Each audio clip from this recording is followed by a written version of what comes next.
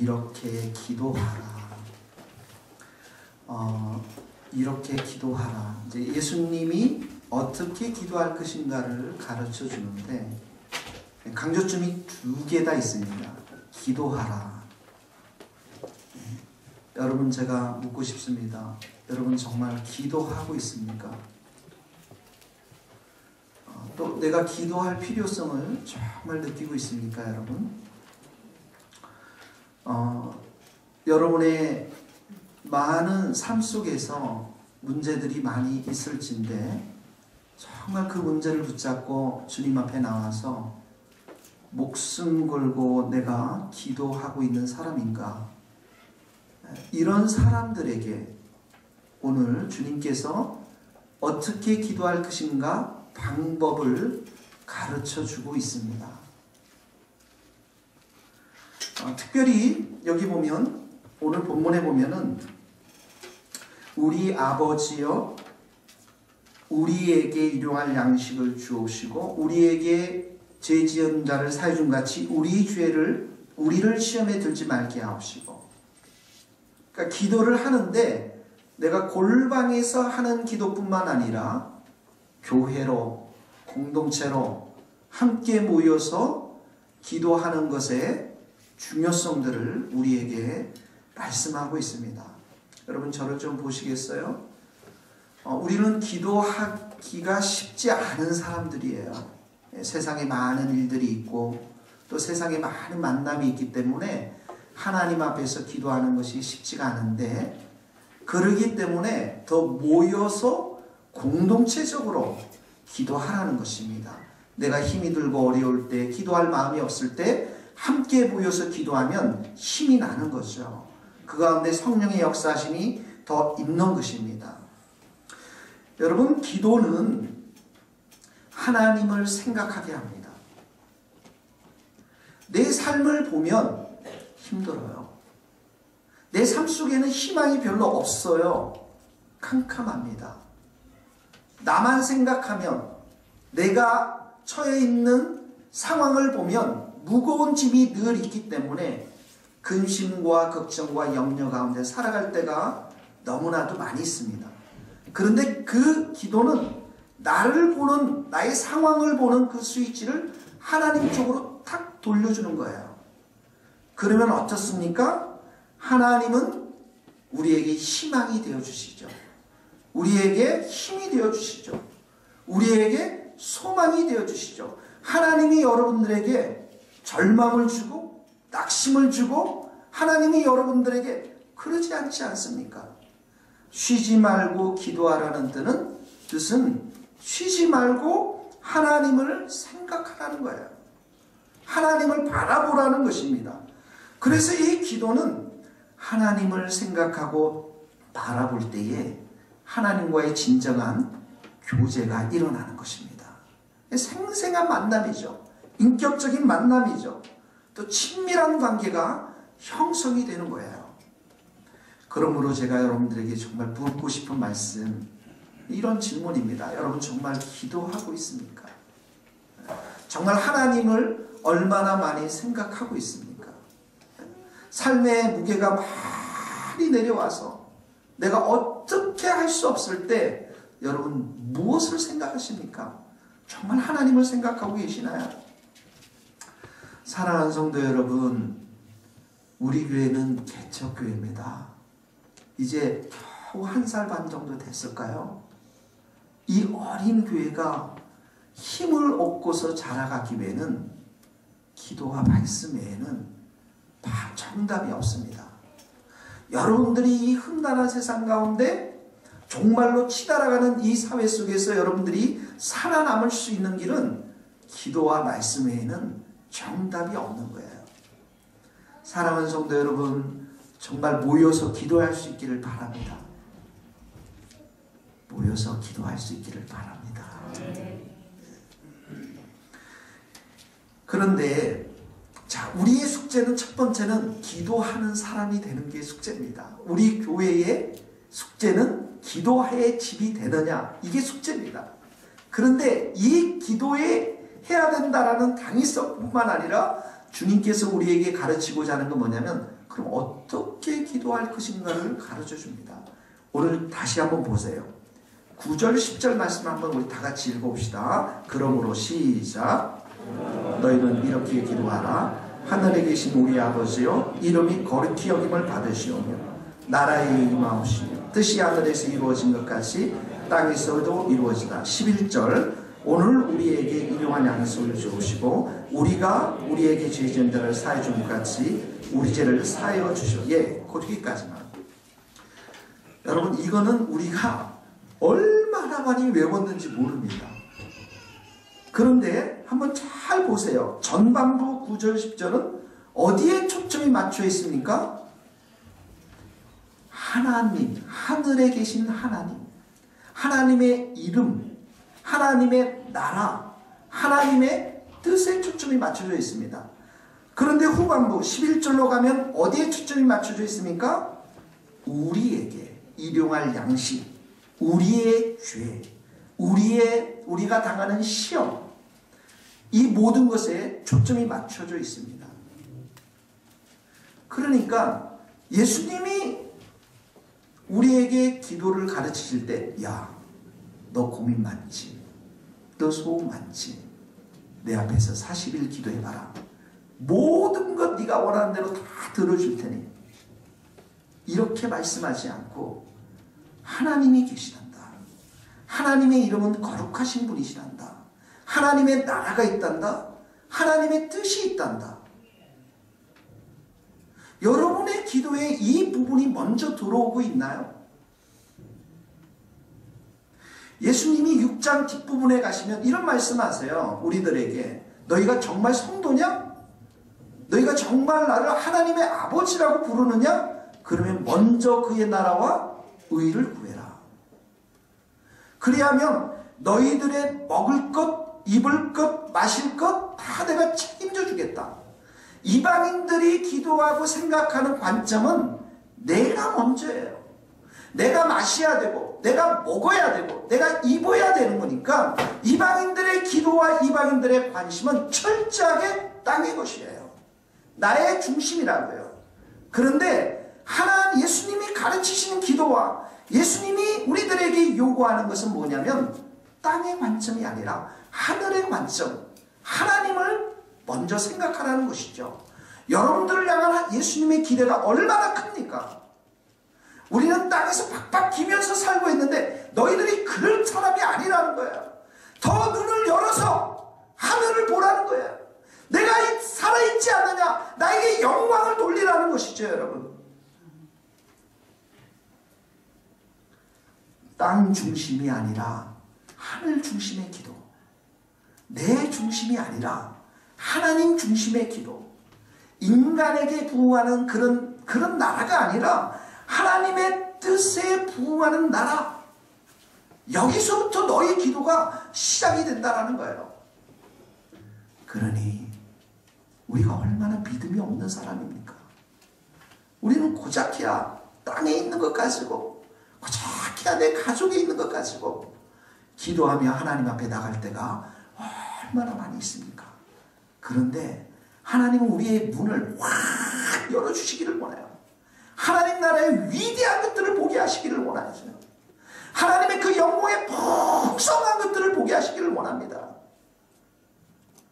우리는 이렇게 작은 공동체로 있지만 이 믿음만큼은 세계에서, 전 세계에서 가장 위대한 믿음을 가지셔야 됩니다. 믿습니까, 여러분? 우리 교회는 작지만 한 살 반밖에 안 됐지만 위대하신 하나님을 바라보면서 그런 믿음을 가지고 기도할 때 그 믿음이 하나님으로부터 역사하게끔 하게 하시는 줄 믿습니다.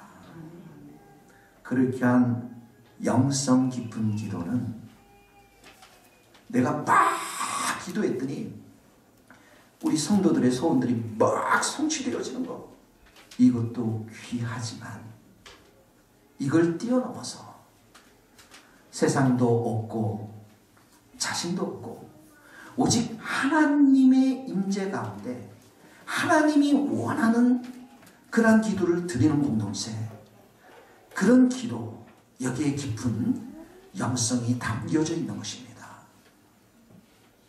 여러분, 다윗이 오래전부터 소망하는 게 하나 있었어요. 다윗에게 기름을 붓고 하나님께서 왕을 만들어주겠다는 약속이 있었잖아요. 사울의 창끝을 피해서 얼마나 많이 도망갔습니까? 다윗에게 있어서 소원이 뭘까요? 내가 하룻밤만 좀 잠 좀 잡았으면 좋겠다. 그 궁궐에서 매일 새벽 기도 나가고 말이지. 저 가끔씩 그럴 때가 있거든요. 다윗에게의 소망이 뭐냐면 시편 27편 4편에 내가 오래전부터 이 완료 동사입니다. 오래전부터 한 가지 내가 정말 소망한 것이 있었는데 그게 뭐냐면 내 평생에 여호와의 집에 살면서 하나님만 바라보고 사는 거, 이게 내 소망이다라고 시편에서 고백합니다. 여러분, 하나님을 바라보는 자에게 하나님께서는 하나님의 이름에 대해서, 하나님의 성품에 대해서 알려주실 것이고, 하나님 나라의 위대하심들에 대해서 가르쳐 주실 것이고, 하나님의 뜻이 어떤 뜻인지를 드러내 주실 것입니다. 다윗이 그것을 가지고 평생의 소망을 품고 살아왔다는 것이죠. 여러분들에게 묻고 싶어요. 여러분들 소원이 무엇입니까? 정말 하나님 한 분만을 추구하고자 하는 믿음이 있습니까, 여러분? 나는 우리 세교의 성도님들이 그런 믿음이 있게 되기를 바랍니다. 여러분의 삶의 무게중심이 정말 하나님 한 분만을 다 사모하고 사랑하고 가까이 하고자 하는 그런 마음이 여러분들 마음 가운데 있게 되기를 간절히 바랍니다. 자, 이렇게 기도하면서 먼저 가르칩니다. 하늘에 계신 우리 아버지여. 이 하늘이라는 것은 유대인의 하늘이 세 가지의 하늘이 있습니다. 첫 번째 하늘은 우리가 숨쉬고 다 볼 수 있는 이 공간을 말해요. 이 대기권에 있는 공간들, 공중의 새들이 나르는 이 하늘. 또 2층 하늘이 있는데요. 그것은 온 우주의 세계, 우주 공간을 말합니다. 대기권 밖에 온 우주 공간.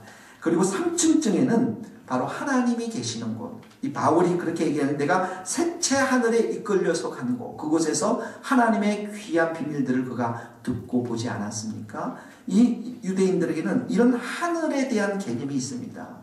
1층, 2층, 3층 개념에. 그렇다면 이 말은 무슨 말씀입니까? 하나님은 초월해 계시는 하나님, 이 온 우주를 초월해 계시는 하나님이시기도 하지만 오늘 우리 이 삶 속에서, 들꽃 속에서 우리의 영혼 가운데 또 임재하시는 그 하나님이시라는 거예요. 그래서 온 세계를 다 다스리시는 하나님이시기도 하지만 우리의 마음에, 우리의 생각을 또 다 아시는, 그렇게 임재하시는 분이 하나님이십니다. 근데 그 하나님께서 어떻게 말씀하시냐면 하늘에 계신 우리 누구라고요? 아버지라고 했습니다. 여러분, 하나님에 대한 이미지가 어떻습니까? 여러분, 하나님 하면 딱 떠오르는 단어가 뭐예요, 여러분? 네? 네. 돈 많은 아버지, 사랑 많으신 아버지, 하나님 부유하신 하나님이십니다, 여러분. 용서하시는 하나님, 가장 좋은 우리들의 아빠. 제가 짧은 영화를 우리 어떤 집사님께서 보여주셔서 너무너무 좀 소름 끼칠 정도로 충격적인, 아주 짧은 몇 분 안 되는 영화의 한 장면이 있는데, 모스트라고 하는 영화였는데요. 제가 잘 표현하지 못한 것을 용서하십시오. 이게 다리가 있어요. 이렇게 다리가 있는데, 이 다리에 강이 흐르는 다리가 있는데, 이 다리가 스위치를 올리면 다리가 쭉 이렇게 올라갑니다. 그러니까 밑에 이 배들이 지나가는 것이죠. 근데 이 다리가 이렇게 다시 스위치를 내리는데, 이 다리가 철로 레일이에요. 철로 레일. 그러니까 배가 지나갈 때는 이 다리가 쭉 스위치를 올리면 서게 되고, 그렇지 않으면 이렇게 쭉 닫히게 되는데, 어느 날 이것을 컨트롤하는, 조절하는 그분이, 일하시는 그분이 자기 아들을 데리고, 그 아들이 그 강에서 이제 낚시를 하게 됩니다. 그 낚시를 하고 본인은 이제 사무실에 와서, 그 사무실에 막 라디오를 크게 틀어놨어요.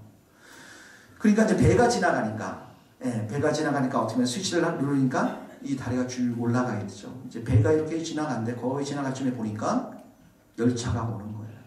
근데 이 열차가 시간보다도 빨리 도착한 거예요. 그러니까 그것을 조절하시는 이 분이 그걸 간파를 못했어요. 그 막 라디오 소리가 크게 들리고 하니까, 그리고 열차가 일찍 도착하리라고 생각지도 못했고, 근데 열차가 이 다리를 향해서 막 점점 다가옵니다. 이제 배는 거의 다 통과할 준비 되었는데, 근데 이 다리는 여전히 어떻게 합니까? 올라져 있어요, 이렇게. 그러면 이 열차가 들어오게 되면 어떻게 해야 되겠어요? 당연히 열차가 강쪽으로 빠지겠죠. 근데 그 열차 안에는 보니까 사람들이 막 즐겁게 기쁘게 이렇게 여행 가는 모습들을 보여주고 있습니다. 근데 그 장면을 누가 보냐면 이 밑에서 낚시를 하는 초등학교 아들이 보는 거예요. 우리 채원이 같은 정말 예쁜 아들이. 근데 이 사무실 안에는 여전히 아버지가 그것을 전혀 간파하지 못하고 그냥 있는 거예요. 그러니까 그 아들이 보면서 그걸 보면 뛰어 올라갑니다. 뛰어 올라가서 사무실로 가지 않고 그 철로 레일에 있는 이 레바, 이것을 내리기 위해서 거기에서 있다가 그 레벨을 내리지 못하고 떨어졌는데 이 벨트 속으로 깔리게 됩니다. 이 벨트를 따라서 이제 이게 쭉 내렸다가 올라갔다 하는데, 근데 그 장면을 그 사무실에 있는 아빠가 본 거예요. 그런 장면들을. 근데 이게 지금 순식간에 지금 밀려오고 있습니다. 이쪽엔 지금 이 기차가 막 거의 다 들어왔고요. 그러니까 여기 있는 이 다리는 지금 내려와야 되는데 그 밑에는 누가 있습니까? 떨어진 아들이 있고. 그러니까 그 장면에서, 몇 초 안의 장면에서 이 아버지가 결정을 내려야 되는 거예요.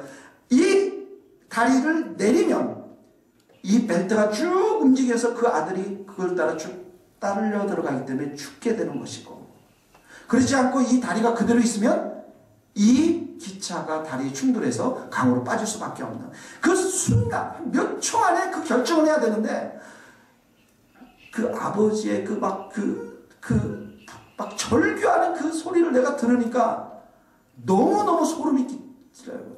그러면서 아마 아들의 이름을 불렀겠죠. 막 소리를 지르면서 결국은 이 다리를 내리게 됩니다. 그러면 어떻게 해요? 자기 아들이 죽잖아요. 제가 그걸 보면서, 제가 딸이 있으니까 그 마음이 막 절절하게 다가오는데, 예수님을 그렇게 주셨다라는 거죠. 우리를 위해서. 네? 우리를 다시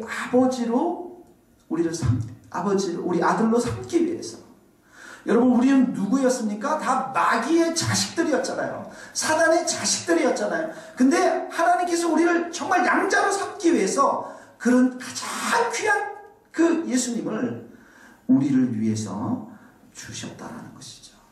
여기에 여러분, 예수님의 사랑, 우리를 향한 예수님의 용서, 우리를 향한 예수님의 그 선하신 마음들 다 담겨져 있다는 것입니다.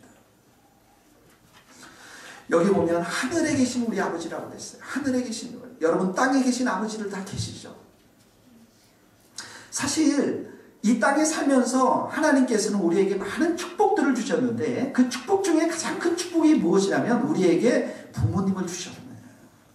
아버님을 주신 거예요. 아버지를 준 것입니다. 그 아버지께서 우리 자녀들을 사랑할 때 어떻게 합니까? 조건 없이 사랑하잖아요. 얼마나 헌신적으로 사랑하죠.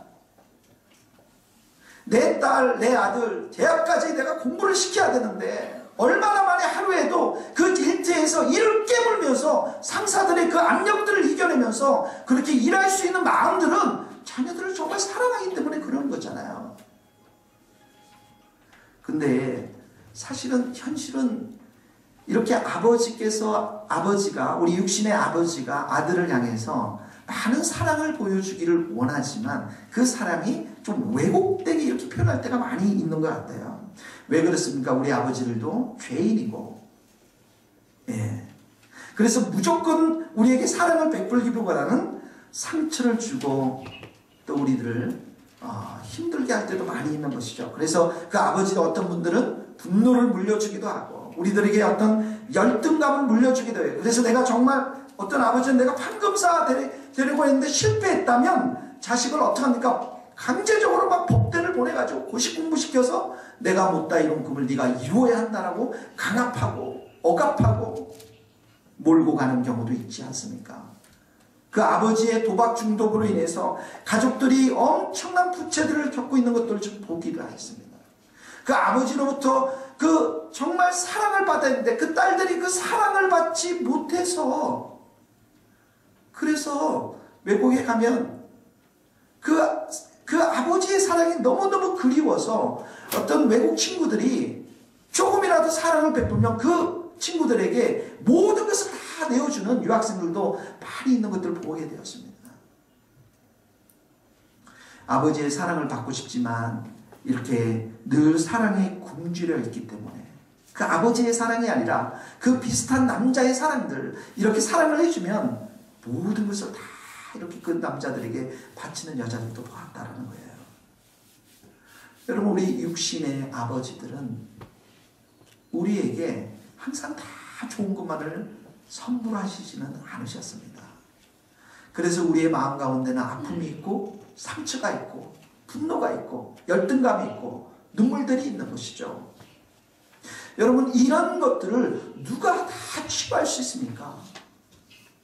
하나님을 만나셔서 그 하나님의 말씀이 정말 우리 가운데 역사하고 성령의 충만한 은혜가 불처럼 바람처럼 우리 가운데 임할 때에는 하나님의 사랑이 너무너무 크기 때문에 내 육신의 아버지 그 충분하지 못했던 사랑도 이해하고 극복이 되는 것입니다. 제가 아는 선교사님 한 분이 계시는데요. 이 선교사님이 이런 케이스에 계신 선교사님이십니다. 이 선교사님 아버지를 이제 용서를 못하는 거예요. 이 아버지께서, 선교사님 아버님이 젊은 날 자기 어머니하고 자기를 쫓아내고 새 장가를 들어서 그렇게 사셨거든요. 그러니까 자기는 호르몬이 밑에서 버림받은 딸로서 버림받은 그 어머니와 함께 같이 사니까 아버지에 대한 그 분노, 아버지에 대한 배반, 용서하지 못하는 마음이 늘 그 마음 가운데 있었어요. 근데 이 선교사님이 이제 선교사가 되기 전에 이 훈련을 받다가, 제자 훈련을 받다가 어느 날 그 문제가 드러나기 시작했어요. 말씀 앞에서 그 아픔이 드러나기 시작했는데, 그 선교사님 말로는 목사님 말씀을 전하는데 그 아픔이 완전히 드러나서 거기서 완전히 땅바닥에 떨어져 가지고 온 그 예배당을 굴러가면서 그 아버지를 향한 용서 못하는 마음, 그 아버지에 대한 미운 마음, 이 모든 것들이 폭발하면서 하나님이 만드신 거죠. 그런 상처와 아픔들을 드러내면서 그날 밤에 정말 자기 자신을 만져주시고 만나주시고 사랑해주시고 용서해주시고 또 그럴 수밖에 없는 그 아버지, 육신의 아버지의 연약함들을 이해하는 그런 하나님 아버지의 따뜻한 사랑, 성령의 불같은 사랑들을 그가 체험하게 되었는데, 그리고 나서 그날 밤 이후로 이분이 선교사로 헌신하게 됩니다.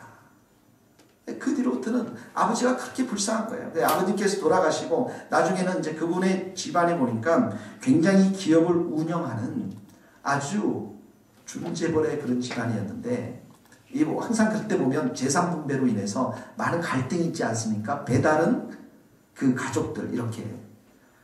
근데 본인은 그때는 이미 아버지를 불쌍히 여기는 마음과 선교사로 헌신했던 마음이 있었기 때문에 모든 형제들이 그런 것으로 인해서 민감해하고 힘들어할 그때에 자기는 모든 아버지의 재산을 포기하고 정말 진심으로 아버지를 사랑하고 아버지를 축복했다라는 그런 감정을 들은 적이 있습니다.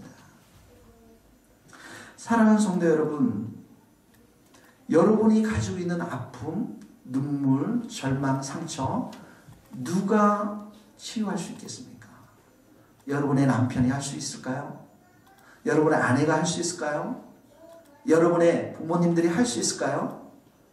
사랑과 용서가 풍성하신 하나님 아버지만이 여러분들을 치유하시며 회복해 주실 줄 믿습니다.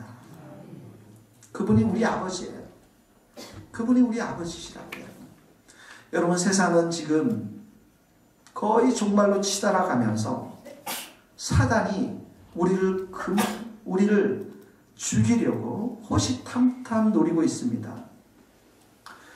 예수님을 주로 영접한 사람들, 특별히 이 말씀을 통해서, 요한계시록 말씀을 통해서 이 공동체를 주님의 재림의 공동체로 세우고자 하는 이 세교회의 비전, 세교회의 성도들을 이 사단은 결코 그만두지 않습니다.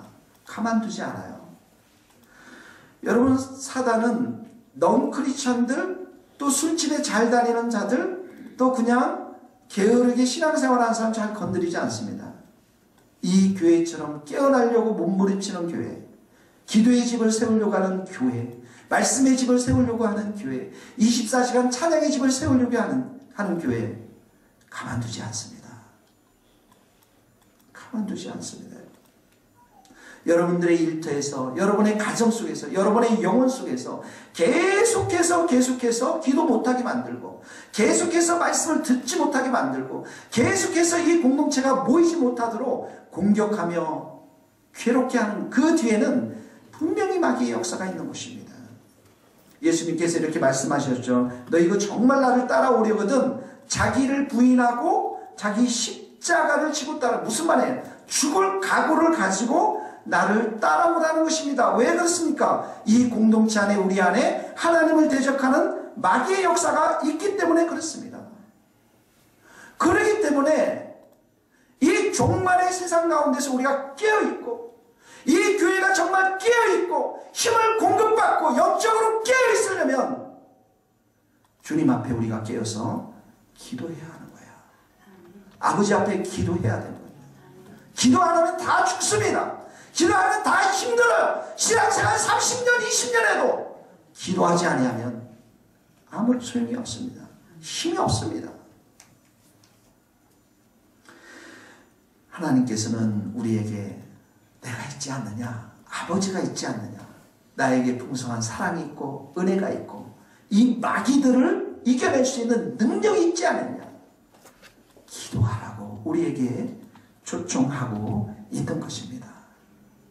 사랑하는 성도 여러분, 우리의 마음이 정말 이렇게 좋은, 악한 자라도 좋은 것으로 자식에게 줄 줄 알거든 하늘에 계신 아버지께서 구하는 자에게 좋은 것으로 주시는 그 아버지가 우리 가운데 있다는 사실들을 기억하면서 여러분의 마음들을 다시 한번 고쳐놓고 정말 기도의 사람으로 여러분들이 변화될 수 있기를 간절히 바랍니다.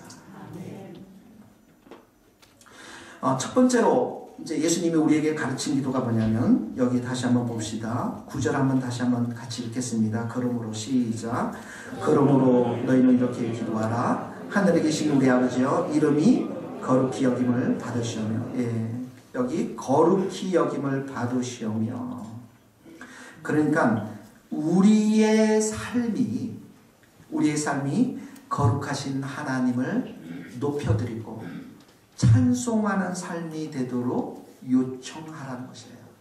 하나님이 여러분들을 향해서 기대하는 수준은 매우 높습니다, 여러분. 한번 생각해 보세요. 하나님이 어떻게 하나님의 이름이 이 땅 가운데 거룩하게 여러분의 삶을 통해서 영광을 받을 수 있겠습니까? 두 가지만 생각해 볼게요. 하나는 뭐냐면, 여러분의 삶이 죄에서 떠나야 됩니다. 죄된 삶 속에서 떠나야 합니다. 하나님은 이미 거룩하신 하나님이세요. 우리도 거룩한 백성이 되었어요. 그러나 우리가 아직 완성되지 못했습니다. 문제는 나에게 있는 것입니다. 그러니까 내 삶을 통해서 하나님의 이름이 더럽혀질 수 있고, 내 삶을 통해서 내 하나님이 높여질 수 있는 거예요. 그래서 우리 안에 위선적인 신앙들, 가식적인 신앙들, 내 안에 있는 절망들, 염려들, 내 안에 있는 게으름들, 나태함들, 나는 매일 이렇게 살아왔다라고 하는 그런 관례들, 이 모든 것들, 죄악의 옷을 여러분들이 벗어던짐으로 인해서 여러분의 삶을 통해서 하나님의 거룩한 이름이 높여지는 것입니다. 베드로전서에 보면 하나님이 이렇게 말씀하세요. 나는 거룩하니 내가 거룩하니 너희도 거룩할지니라. 이렇게 말씀하시면서 너희가 모든 행실에 있어서 거룩해 해야 되는데, 모든 행실에 있어서 거룩하기 전에 먼저 해야 될 게 뭐냐면 너희 사욕을 본받지 말고, 너희 종욕대로 살았던 그 삶들, 너희 육신대로 살았던 그 삶들, 그런 삶들 계속 답습하지 말고 모든 행실에서, 여러분의 입술에서, 여러분의 생각에서, 여러분의 행위 속에서 하나님의 거룩하심을 드러내라는 것입니다. 사랑하는 성도 여러분, 하나님은 여러분들을 거룩하게 만들어 주신 줄 믿습니다. 여러분의 존재가 거룩한 존재들이에요. 여러분은 거룩한 씨앗이 지금 담겨져 있어요. 근데 그 씨앗이 어떻게 합니까? 열매를 맺어야 되겠죠. 거룩함의 열매를 맺어야 되겠죠. 거룩한 말들을 선포하고, 거룩한 여러분 생각들을 해나가고, 거룩한 여러분 비전들을 선포하고 행위들로 나아갈 수 있도록 여러분들이 그런 열매를 맺으라는 거예요. 그렇게 여러분들의 삶이 귀하게 여겨지도록 간청하라는 거예요. 기도하라는 것입니다. 두 번째는 여러분, 죄악의 옷을 벗어버릴 뿐만 아니라 죄에서 떠나서 하나님을 찬양하는 것입니다. 하나님 찬양하면, 여러분 하나님을 정말 찬양하고 싶습니까? 저는 이 교회가 시작되기 전에, 이 교회로 오기 전에 우리가 금요일마다 함께 모였던 그 조그마한 공간에서 3, 3, 5, 5, 6명이 모여서 하나님 앞에 찬양하고 경배했던 그 시간들을 잊을 수가 없습니다. 지금도 우리 유 목사님을 통해서 얼마나 많은 뜨거운 찬양과 감사와 경배가 그 주님 앞으로 올려지고 있습니까, 여러분? 여러분, 왜 우리 교회가 찬양의 집이 되어야 된다고 생각하십니까? 요한계시록에 나왔어요. 요한계시록 4장, 5장. 성부 하나님을 찬양하고 성자 예수 그리스도, 어린 양 예수 그리스도를 밤낮으로 24시간 모든 천사들이, 먼저 간 성도들이 보좌의 주위에 불러서 앉아서 거룩하다, 거룩하다, 거룩하다 하나님을 찬양드리는 거예요. 하나님께 경배드리는 거예요. 그분의 거룩하신 이름을 높여드리는 것입니다. 그래서 우리가 이 땅 가운데서 이 교회가 영적인 전투를 해나갈 때 가장 먼저 우리에게 필요한 건 뭐냐면 하나님의 이름을 높여드리는 거예요. 여러분이 힘든 일이 있어요? 여러분들 일 잘 안 풀립니까? 여러분들 괴로워요? 하나님의 이름을 찬양해 보세요. 먼저 찬양하세요. 이 자리에 와서 골방에서 전심으로 주님을 찬양해 보십시오. 이스라엘의 하나님은 찬송 가운데 거하시기 때문에 그 찬양 가운데 임재해 주셔서 우리 가운데 사제의 은총을 선포하시고, 여러분들에게 모든 절망과 좌절들을 다 걱정들을 떠나게 하시고, 여러분들의 영혼을 마치 이 창곡을 나는 독수리처럼 새롭게 만들어 가실 줄 믿습니다. 사랑하는 성도 여러분, 하나님은 여러분들을 통해서 기대하는 게 너무 크세요. 하나님은 여러분들을 향해서 큰 기대와 소망을 가지고 있어요. 하나님은 우리 이 교회를 가지고 큰 기대함을 가지고 있습니다. 저는 목요일마다 우리와 함께 드리는 이 기도에 서서히 불이 붙는 것들을 보게 되었습니다. 제가 목요일 기도 모임 선포했잖아요. 그 모임은 초교파적으로 모일 것이다. 네.